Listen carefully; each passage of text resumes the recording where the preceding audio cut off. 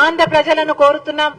ఇప్పుడు ఉన్న అధికారంలో ఉన్న వైసీపీ పార్టీ అయితేనేమి, వైసీపీ అయితేనేమి, ప్రతిపక్షంలో ఉన్న తెలుగుదేశం అయితేనేమి, ఈ రెండు పార్టీలు పేరుకు మాత్రమే వేరే పార్టీలు తప్ప నిజానికి బీజేపీ పార్టీకే తొత్తులు.